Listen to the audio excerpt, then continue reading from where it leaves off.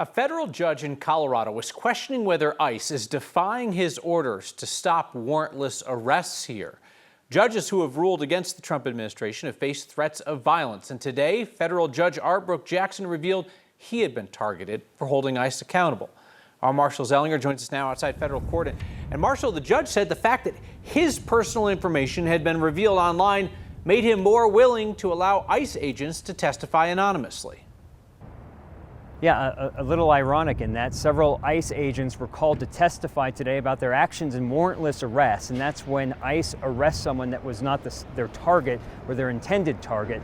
And when the ICE agents took the stand, they were not required to identify themselves. The judge, who said at the beginning of the hearing today that his name and address were posted online by someone, he allowed the ICE agents to not have to give their names.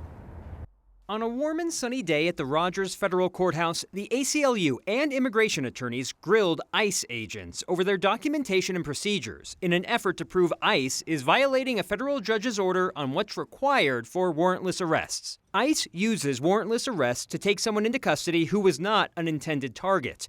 Even though the hearing is public, federal Judge Arbrook Jackson allowed 3 ICE agents who testified to only be identified by their initials. Here was his reasoning. The judge said, "Someone in Florida had posted not only my picture but my home address, indicated that this was a court that loves illegal immigrants, and invited illegal immigrants to go to my home and find a place to live. Between the lines, I suppose it might have invited people who didn't like my ruling to do the same. I don't want to force that on anyone." When those agents took the stand, they were asked about specific arrests in Castle Rock and a construction site in Parker. Arrests that involved collaterals, meaning people arrested that were not ICE's original target.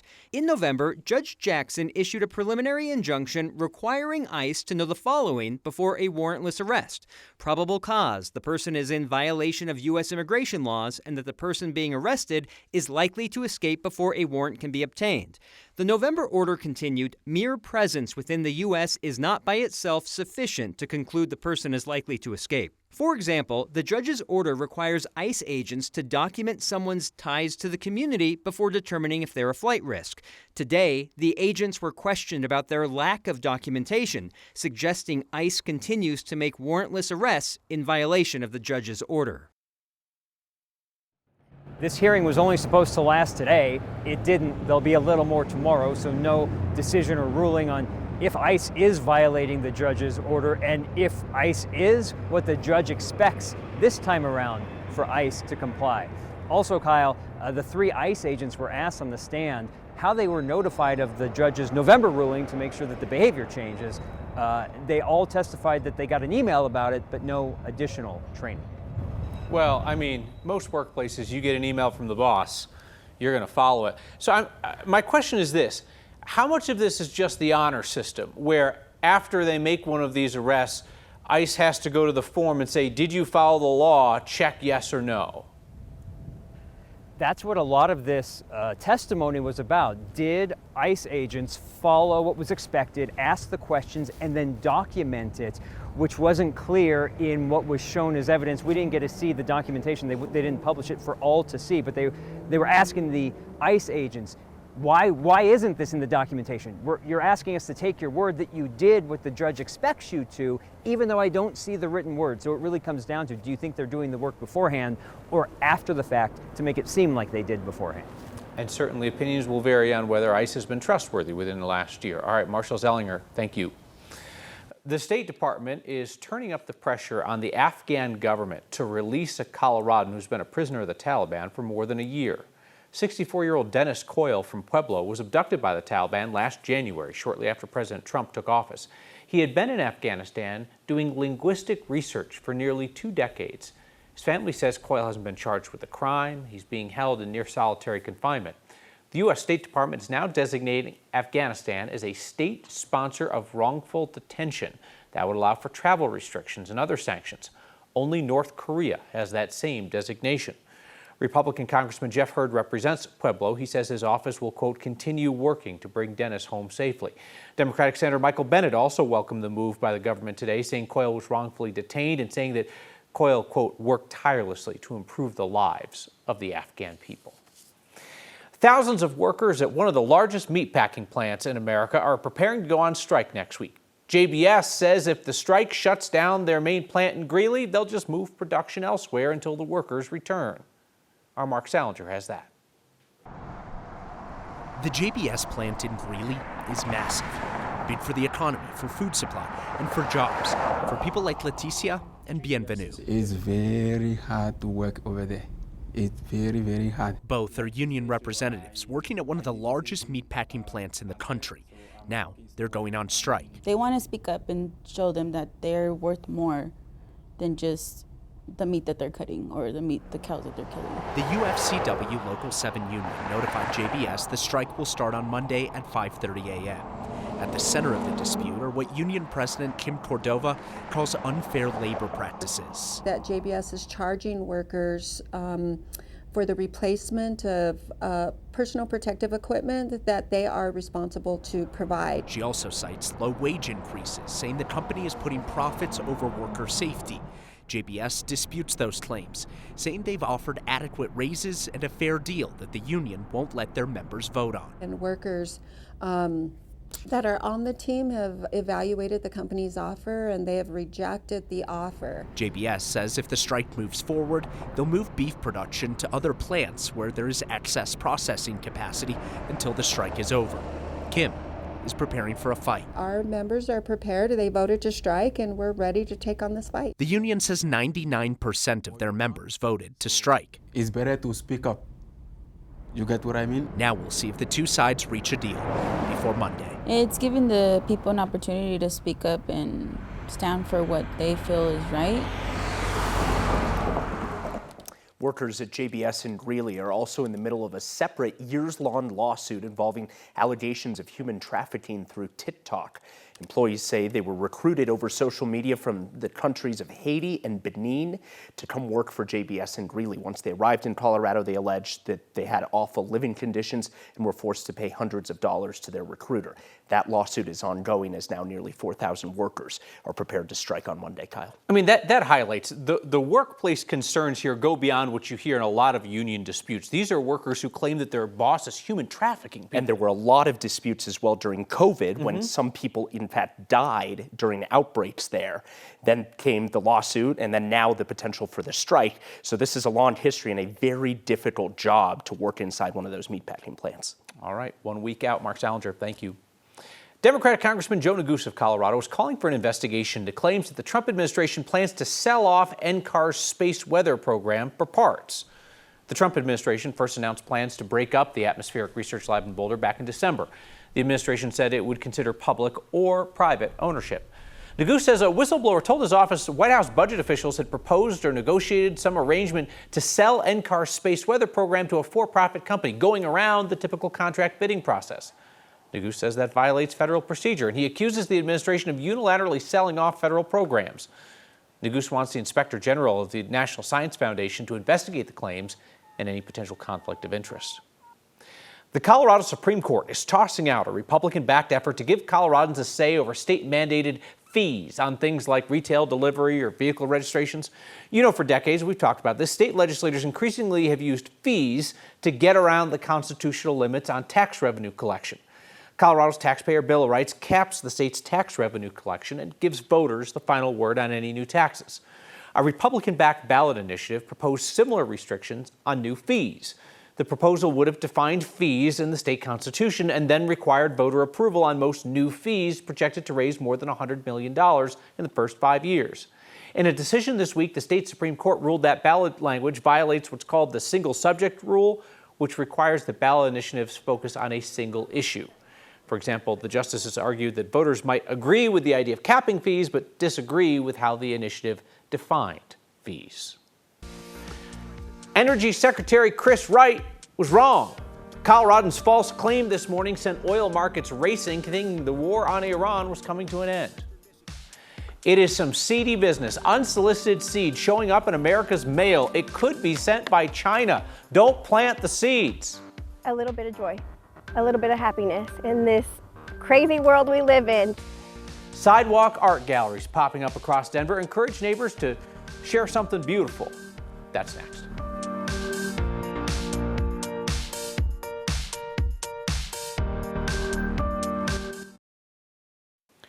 Chris Wright joined President Trump's cabinet from Colorado, promising to make an impact, and he sure made one today when his false claim calmed oil prices. Wright claimed the U.S. military had escorted an oil tanker through the Strait of Hormuz. That's the crucial trade route shut down by the war on Iran. This would have been a breakthrough and a potential signal of the end of the war, but it hadn't happened. In a now deleted social media post, Wright had said this morning, quote, "The U.S. Navy successfully escorted an oil tanker through the Strait of Hormuz to ensure oil remains flowing to global markets." Well, that was apparently news to your U.S. Navy. The White House came out to say the U.S. had not escorted any ships through the strait at this time. Chairman of the Joint Chiefs of Staff said they would look at a range of options if asked to do so. Wright's been trying to calm down global markets since the war began. During a trip to Colorado yesterday, he said the U.S. is going to take aggressive steps to get oil shipments through that strait. We are having restrictions of flow of energy through the Straits of Hormuz right now. We announced that we will step into the insurance market and insure tankers to go through. A large oil tanker went through about 36 hours ago. I think you will see more of those coming. We will ultimately use the U.S. military to escort tankers out. CNBC reports U.S. crude oil markets closed down nearly 12% today, following Wright's retracted claim of military escorts through the strait. The Department of Energy said the post was incorrectly captioned by a staffer. That's why it was taken down. Xcel Energy says it is monitoring higher risks of wildfires in Colorado this week. Most critical conditions are expected Thursday through Saturday. Company says it is not doing planned power shutoffs. Instead, Xcel has activated safety settings on power lines to make them more sensitive, so they'll shut off more quickly if, say, like a tree branch contacts them. High winds could also cause unplanned power outages. Sometimes, though, Chris, things happen when you don't expect it, like the Broncos doing absolutely nothing in free agency.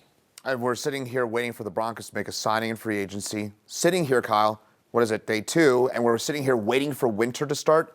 We're still not seeing it here in Colorado. In fact, this was our warmest winter in Colorado statewide, and records go back to 1895, not just by a small margin. Look at this, by 1.6 degrees.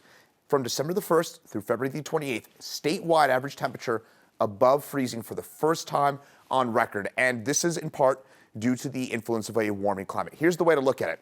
It's not through individual days, right? I always talk about this. It's not an individual 60, 70 degree day in January.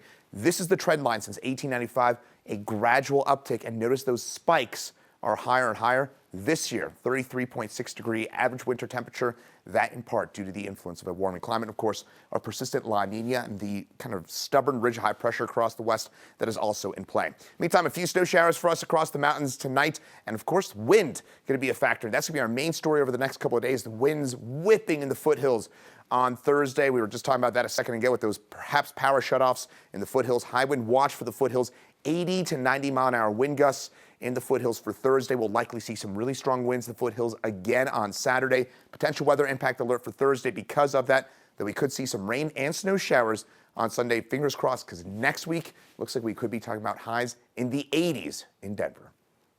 Watch out for mystery seeds showing up in your mailbox. Colorado's Department of Agriculture and the USDA are out with a joint warning after the feds got reports of unsolicited packages of seeds showing up in mailboxes. They say these packages frequently come from China and other overseas addresses. This apparently popped up back in 2020 and has been an issue since then. The Federal Trade Commission says it's a common scam. It allows companies to ship something to your address and then generate fake positive product reviews in your name. But the agriculture officials say their concern is that if you accidentally plant an invasive species, that could be disastrous to local ecosystems. So if you get an unexpected package of seeds in the mail, they say don't open it, don't throw it in the trash or compost. They say call the State Department of Ag for directions on how to mail them the seeds where they'll be tested and destroyed. So some art galleries are expensive and exclusive. A new art initiative invites Coloradans to share their work with anybody just passing by. Hey, a reminder, you can catch Next streaming each night, 6 p.m. on 9 News Plus. You don't have to worry if we're on Channel 20 due to basketball like tonight. And Next is now a podcast each weeknight, wherever you get those. Colorado's Universal Preschool program will now place twins in the same school. Feels like that's something that should have been happening from the start, but no. A few weeks ago, we told you about Emily Mahoney, who signed her twins up for the state's Universal Preschool program, and then was shocked to find out the state placed her twins in 2 different schools 5 miles apart. State was like, whoops, our vendor does not automatically pair siblings when they go through applications. The state eventually put Mahoney's twins in the same school, not her top choice, but the same school. And now the state tells us they have fixed this problem, that twins or triplets, any other 4-year-old siblings from the same household will be put in the same pre-K going forward. For fans of little free libraries, there's now more than books to share. Little free art galleries and trinket exchanges are popping up around the state, all part of a worldwide effort to bring more joy to neighborhoods. This is the Leona. It's a free little art gallery, also known as a flag, and it's a community gallery where we put art out and people leave art, and it's meant to be shared in a community space where you can leave and share and enjoy art together. Sidewalk Joy is different things like trinkets, trading exchanges, they have art exchanges, they have the book exchanges, different things like that. My daughter and I started this as a group project between the two of us because she's a really great artist and it's a way for her to share her art. So this is called the Front Corner Finds, Treasures and Trinkets, and I just wanted to do something that was going to bring a smile to people's faces. My daughter loves being able to share her art and being able to come out in the morning and see, it feels a little bit like Christmas every morning, being able to see what someone might have left or wanted to share with us. It made me happy, so I feel like it would make other people happy. There is the website where you can look up and see if there's one around you that you could go and check out in person. I'm hoping that a lot of people jump on this trend and I hope they pop up everywhere. If you wanted to start your own, it's really easy and fun, and you know, it's just a little bit of a box with a lid on it. So let me go ahead and open it. And oh, like I said, we've had a few people come and exchange things. This is the one for now. Eventually we'll get a bigger one that fits more stuff. Or just something really nice for the community and to bring people together and put a smile on people's faces, because everybody can use that right now. There's currently only a handful of those boxes in the Denver metro area. You can visit the website worldwidesidewalkjoy.com to find the closest one to you. Back with your feedback next. Thank you. You're welcome.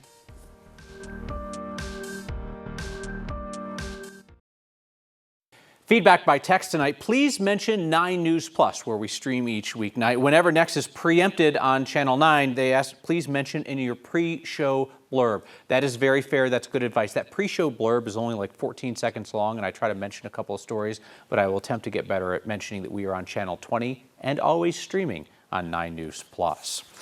Rox on Facebook says, Kyle Clark, you make my skin crawl. I hope they get rid of you. First off, Rox, thanks for watching. And second, be patient. Good things come to those who wait. And Darla on Thread says, we're still watching because real journalism matters. Darla, I can't tell you how much that means to me and the whole rest of the Next team. Our plan is to keep doing real journalism for as long as we can. And we'll see you next time.